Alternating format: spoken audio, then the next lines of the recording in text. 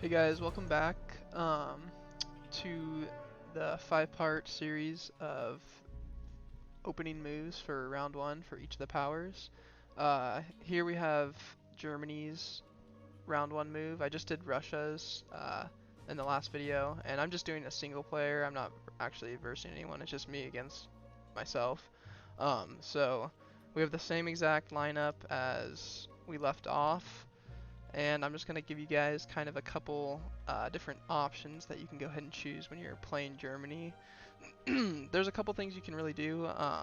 You can either buy a lot of land troops to go ahead and pressure Russia, or you can go ahead and stop the UK from trying to make any assaults on you on the land by sea by just purchasing a lot of sea things, so like an aircraft carrier, cruiser, destroyers, transports, and possibly threatening the UK, which will weaken India down here because he'll be forced to spend, and the UK just to try and defend it. Even if he is cautious about it, he still won't be able to have enough IPC because they only start off with 31, which really is not a lot.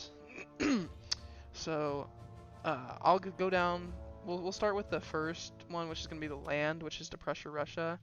Um, Normally, what I do is I just buy all tanks, just because you really need to utilize your infantry that are kind of already near Russia, because it does take, if you do buy infantry for round one, it takes about one or two different turns to get there, while as Russia, they can buy infantry and they're immediately into battle. So that's why I like buying a lot of tanks, and it also kind of overwhelms Russia, because then if you have a lot of tanks in one place, if they try and attack it, it's going to be risky. They're going to lose a lot of their force. So I'll go with 6 tanks and then 1 artillery just to put down here in Italy, just to keep the onslaught on Egypt, depending if we are going to try and just pressure Africa, because then you'll have to pull, UK will have to pull their forces out of Africa. So this is normally what I do. You can also do the sea lion strat, which I don't think works as well. I don't think it's that effective either, just because UK can put a total of 8 troops on their capital, so when you do go for a sea lion attack, you're not going to have any troops going to be reinforcing. So this allows Russia to kind of get an extra turn just to kind of help defend and reinforce, which as Germany, I figured out that the easiest way to win as the Axis is to try and take Russia as fast as you can, which is also why I like getting a bunch of tanks, is because they can move 2 spaces, so that way they can go ahead and be in battle a lot sooner, if instead of you had infantry and artillery that move in.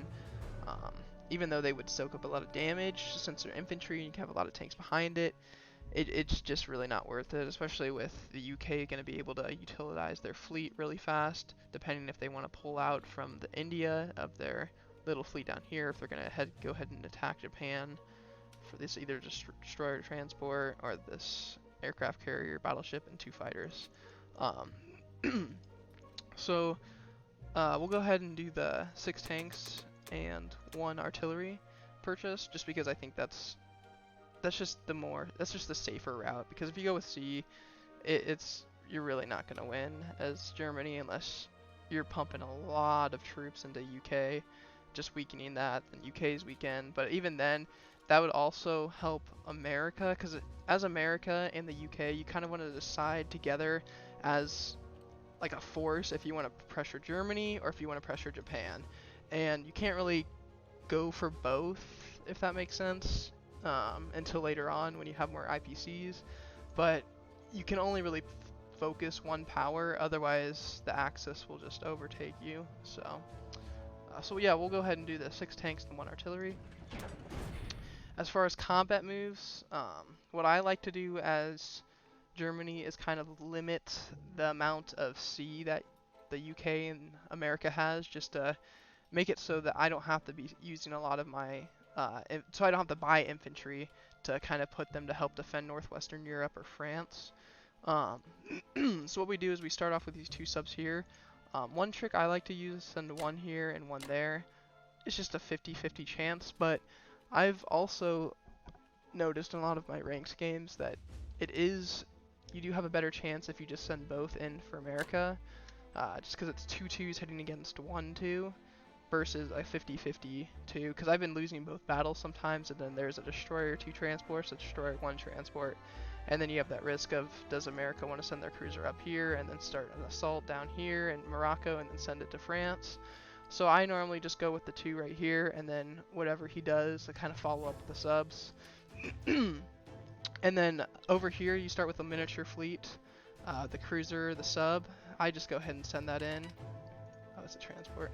I just go ahead and send that in with the sub.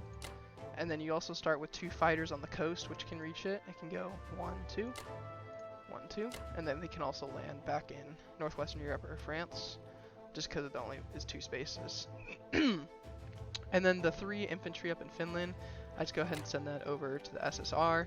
And the reason I do that is because if Russia is going to be playing a very passive game, not passive, but turtley game where they kind of just shore up the Caucasus and West Russia, then you want to send a lot of your troops up here, just because then it'll make him think a little more. He'll have to put more troops in Archangel, or he'll have to move his troops to West Russia to help defend against that, or he might move them out of West Russia, which is really good for Germany, because if you control West Russia, then you're basically going to control the game, just because it controls so many of the different zones. So I like to just send a lot of the troops up here, especially if Russia's going down here. Also, if you start with a bomber in the Ukraine, if Russia doesn't take that spot, I do like to go ahead and go for an early Egypt attack. And you'll see why I say that in a minute, but I'll send the battleship over. I'll take infantry. Actually, I like sending the infantry and artillery, but I think I might send the infantry and tank this time. And then send the tank from here in Libya, I think that is. Yeah, Libya. And then we'll send in the bomber. And the reason I do this is because you'll have, it's a pretty even fight. It's 2 infantry, 2 tanks, 1 bomber versus 1 infantry, 1 tank, 1 artillery, and 1 fighter, which defends on 4. So it's a pretty even matchup. But if you do win, this does put a lot of pressure on the UK, because then you have this continuous loop of putting the battleship with 1 infantry, 1 artillery, 1 infantry, 1 artillery, which puts a lot of pressure on India to kind of send tanks over or utilize their fighters to go ahead and retake Egypt, because if a tank gets into Egypt, they can just go ahead and blitz through all Africa, and this is just kind of like the UK's bank of IPCs. So it's really important that as a UK player you want to hold this, but as Germany you definitely want to try and put a lot of pressure on this if you can.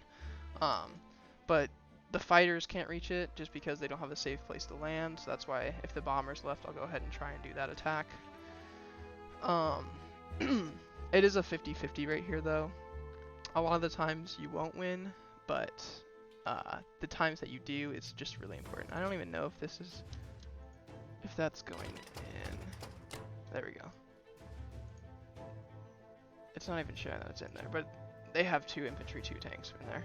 And the next thing I'll do is this transport. It's really not going to be useful for anything, just because it's going to die right away, and I don't like keeping it in this fleet, because if we do end up winning, you want one of the fighters to go ahead and attack to kill the transport. That way there's less troops going for this, so it just gives your C a better chance of hitting back. So I'll just go ahead and take 2 infantry and send them up to the SSR, just so we can put a lot more pressure up here, because if there's a lot of infantry and a lot of tanks, that's a really scary force to go against, and as Russia you might want to retreat or just go ahead and try and bulk up to kind of scare the German player. But we'll go ahead and send 2 infantry. We just want to keep 1 infantry on each space just so they can't blitz in and out. Send that up, and we'll send our 2 tanks as well as the tank in the Baltic states. And as a big thing you want to kind of look at too is your fighters. If you're going for a sea lion attack, you want to kind of put your fighters towards the end on France or northwestern Europe. That way, once you buy your transports and like your aircraft carrier and stuff, you can go ahead and do the assault on the UK, and it'll be able to reach if you have it like on France or northwestern Europe, because it'll go 1 into the ocean, 2 attack the UK, 3 back into the ocean, 4 back into northwestern Europe or France. So that's just kind of a big thing you want to think about. Or if you're going to be pressuring Russia more, you want to make sure that they're kind of 2 spaces back. That way they're defended, because you really don't want to lose planes as Germany. you start off with a lot, which is really nice. So you just want to make sure you're maximizing the amount of stuff that you have. And I'm not going to attack West Russia or the Caucasus this turn, just because it's got a lot of troops here, and you don't really have a lot to start off with. Even if you did decide to attack it, you would probably lose it right away, and then you won't have a lot of troops left over. So I just like to play it safe and then send a lot of my force up here. Whatever can go up there. And I don't think I use my planes at all. I could send a plane into this cruiser, but it's very risky, and it's a 3 versus 3, and a lot of the times it's not worth it, especially if you're going to lose a fighter out of it. Because all you're really trying to do right now is just poke at the UK's sea, just make sure that it just takes longer for them to build a kind of a navy, just so that their bombardments aren't going to be happening as often. But I think that's it, so we can go ahead and go into the combat. So we'll start off with the battleship and the destroyer. Oh, it actually hit back. Yeah, I don't think I've ever lost that fight either. The destroyer never really hits twice, so. Now this is the risky battle. Okay, we got the tank hit once. Okay, so 2 hits. Not bad, but a lot of their forces are hitting. So I might retreat because I don't want any of that to hit. Yeah, I think I'm gonna retreat. So retreat back to Libya, which is fine. Sometimes it'll happen. Like I said, it's kind of like a 50-50, but now the 2 subs. See, I missed both times there.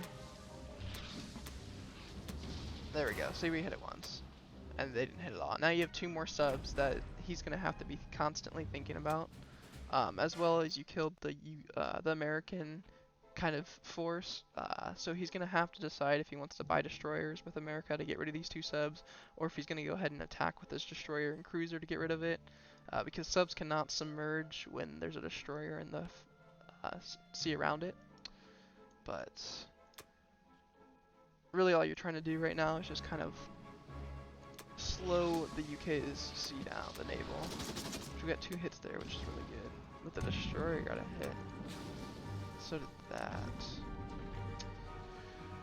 I think I'm gonna keep going just because I don't want that battleship. It's already half health, so if I lose a plane, I'm not too worried about it. I only got rid of the destroyer though.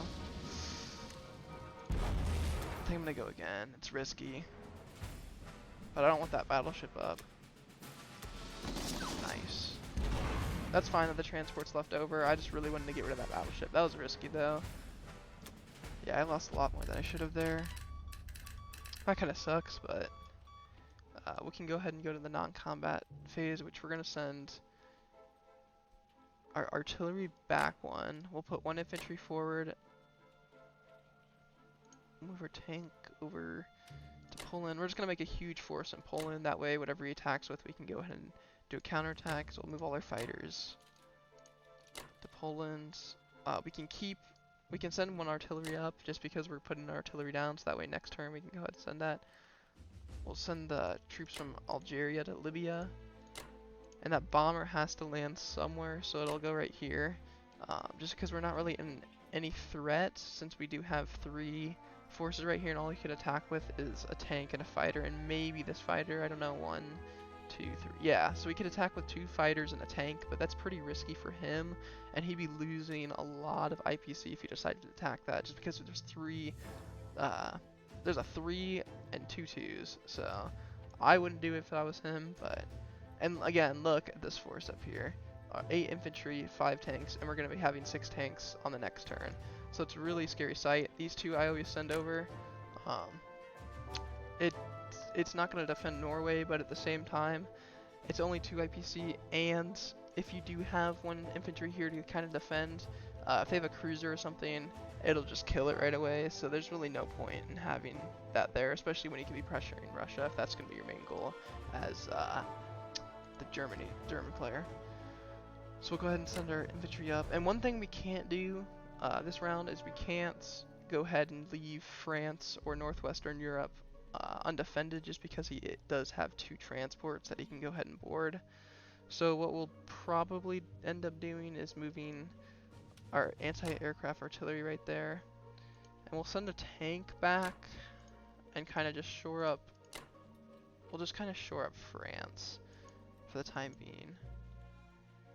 And we might actually move a fighter here just so he doesn't think about trying to go for this. If he goes for it, then we'll have pretty big defense, so it'll be pretty risky for him. And that looks like a pretty solid round 1 turn as Germany. I didn't like that battle that went up here. That was not very good. Normally you'll end with 2 fighters or 1 fighter if you're lucky. But yeah, normally I don't lose as much up there with the battleship. But we'll go ahead and put our artillery down here in Italy, so that way next turn we can go ahead and send the transport over and just keep refueling Egypt. That's all you gotta do. And then we'll go ahead and put our 6 tanks down on Germany. And that's the end of our turn. So that's round 1 of Russia. And we already have a pretty big force going in. Or sorry, round 1 for Germany. We already have a pretty big force going in for Russia. So UK and America are going to have to act quickly if they want to go ahead and save them. But that's my round 1 for Germany. Hope you guys enjoyed. Drop a like, subscribe, and we'll see you for round 1 on UK.